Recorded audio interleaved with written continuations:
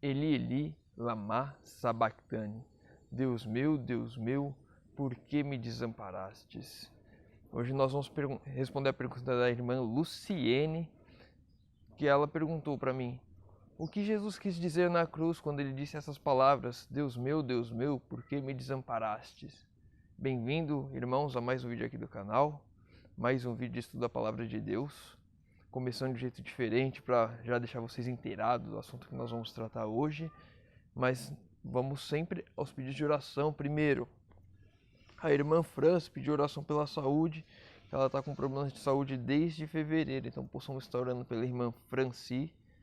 O irmão Vanderlei Silva pediu oração por Natan e Eliana, possamos estar orando pelo Natan e pela Eliana. Ele não disse se são parentes, são amigos, mas possamos estar orando por eles. A irmã Nazaré pediu oração pela família, pela saúde e que Deus aumente a fé a cada dia. Amém pelo seu pedido, irmã. Que seja o pedido de todos nós, que a nossa fé cresça a cada dia mais para a honra e glória de Deus. E não se esqueçam, né, das coisas que estão passando aqui no rodapé do vídeo para a gente fortalecer a pregação do Evangelho aqui dentro das redes sociais. Vamos lá. Deus meu, por que me desamparastes? Mateus capítulo 27, verso 45 e 46. Desde a hora sexta até a hora nona, houve trevas sobre toda a terra. Por volta da hora nona, clamou Jesus em alta voz, dizendo: Eli, Eli, lama sabachthani. O que quer dizer: Deus meu, por que me desamparaste?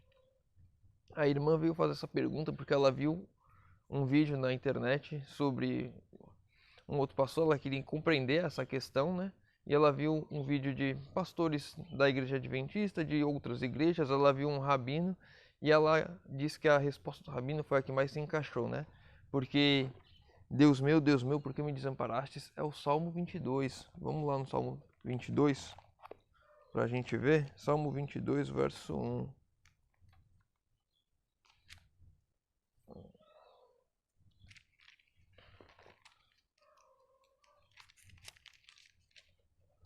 No 22, verso 1. Deus meu, por que me desamparastes? Porque se achou longe da minha salvação as palavras de meu bramido. Acho interessante aqui no título, que ele já ajuda a esclarecer bastante, né? Sofrimento e a vitória do Messias. Então a irmã disse que ela viu muitos pastores falando que nesse momento que Jesus falou isso é porque Deus estava virando o rosto, que ele não queria ver a crucificação de Jesus, a morte. E esse pastor rabino disse que na verdade ele estava cantando, né, o Salmo 22. Essa questão de Deus virar o rosto é uma questão muito mais filosófica, vamos dizer assim, bonitinha, entre aspas, de dizer o que estava acontecendo ali. Vamos primeiro entender o porquê, né, desse Salmo 22 e depois entender o porquê de Jesus falar esses versos. As palavras de Jesus sempre elas têm muito peso, ele sempre disse cada palavra muito pensada, então não foi por acaso que ele disse as palavras exatamente do Salmo 22.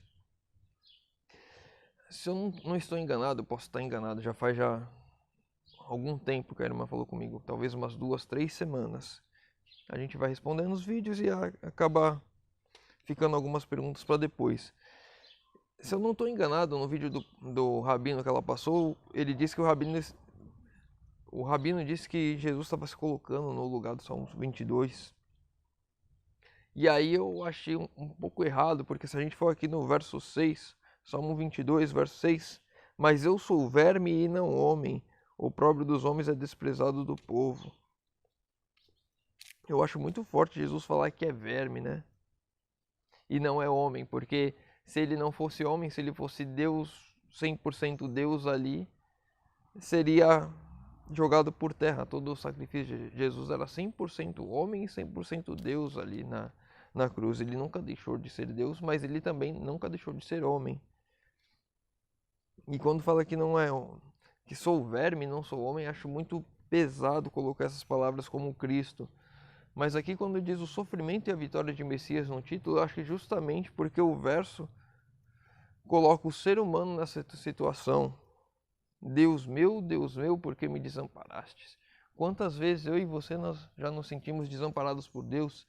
Sentimos que a nossa oração não estava sendo atendida, sentimos que as coisas estavam difíceis, a gente lutava uma batalha espiritual, a gente orava e não via o resultado das nossas orações, as orações não eram atendidas. Quantas vezes nós não já passamos por situações como essa? Eu lembro a irmã Gleice, quando ela começou a usar o aplicativo, pedir orações lá dentro do aplicativo, ela ficou, se eu não estou errado, quase todo dia mandando orações pela tia dela, que veio a falecer por conta do Covid, estava internada. E foi uma batalha espiritual muito grande que ela enfrentou. E vamos dizer assim, que a oração foi pela melhora, e ela não melhorou e veio a falecer. E é exatamente essa sensação que a gente sente. Deus meu, por que me desamparaste? Por que as minhas orações não foram ouvidas? Por que tantas coisas ruins acontecem comigo, eu sendo fiel, eu buscando fazer tudo aquilo que a tua palavra me diz para fazer? Por que essa sensação? Por que esse sentimento? Esse sentimento de desamparo, de separação, de não vermos a Deus e não sentirmos a Deus, é justamente o pecado. Se a gente voltar lá em Gênesis, quando Adão e Eva pecaram, a primeira coisa que eles fizeram quando Deus chamou foi se esconder, fugiram de Deus. A partir daquele momento, o pecado causou separação entre o homem e Deus. E essa separação só foi aumentando cada vez mais, porque o pecado foi aumentando cada vez mais. Então, quando houve essa separação, o homem fugiu, o homem não sentiu mais a presença de Deus. Se a gente for lá em Êxodo 20, quando Deus vai passar os 10 mandamentos para todo o povo, reúne toda a congregação, o povo diz o quê? Moisés, pede para que Deus fale para você e você falar para nós, e nós vamos te ouvir, porque nós não queremos ouvir a voz de Deus, ou seja, o medo de Deus. O pecado causa o medo de Deus, causa o afastamento de Deus, que nós não conseguimos mais ouvir a voz de Deus. E quando Jesus estava na cruz, ele, enfim, carregou todo o pecado do mundo, o meu pecado, o seu pecado, o pecado dos nossos vizinhos, dos nossos irmãos, dos nossos parentes, dos nossos filhos, de todos, dos nossos pais, pecado de todo mundo. Jesus carregou de todas as eras, desde Adão até hoje e no futuro, até que ele volte. Ele carregou todos esses pecados ao mesmo tempo. E se nós vemos no ministério de Cristo, constantemente ele estava em oração, constantemente ele estava junto ao Pai. Ele não sentia a falta do Pai, porque ele não pecou. Mas naquele momento que ele carrega todos os pecados, ele passa por uma experiência que apenas Adão teve, de estar na presença de Deus e se afastar, porque o pecado afastou Cristo de Deus. E aquele sofrimento de estar afastado de Deus, ele diz o verso: Deus meu, por que me desamparastes? Deus nunca desamparou nenhum de nós em momento nenhum, mas o pecado, essa separação que temos entre nós e Deus, causa essa sensação de vazio, de desespero, de não ter a presença de Deus, de não sermos ouvidos por Deus, quando na verdade Ele ouve e Ele fala, e nós, pelo afastamento, não ouvimos e nos sentimos desamparados. É esse o ponto. Eu gostaria de ler agora também o Salmo 22, verso 21.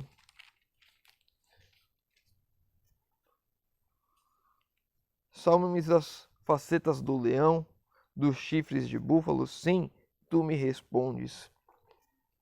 Nem que sempre a resposta da nossa oração é aquilo que desejamos, é aquilo que pensamos. Por quê? Porque a gente pode pegar vários exemplos na Bíblia. Pegar o exemplo de Estevão, um dos diáconos. Ele foi morto apedrejado. Pegar o exemplo... Nossa, eu falei tantos exemplos para a irmã na hora que... E agora os exemplos estão fugindo da cabeça. Vou voltar e falar primeiro pelos exemplos que foram realmente salvos. José passou por todo um sofrimento, mas depois foi exaltado como um dos governadores do Egito. Mas as facetas do leão, né? As dificuldades da vida, ele não foi impedido de passar. Ele passou pela escravidão, ele passou pela prisão até ser exaltado como governador. A gente pegar Ananias, Misael e Azarias, eles foram salvos da fornalha.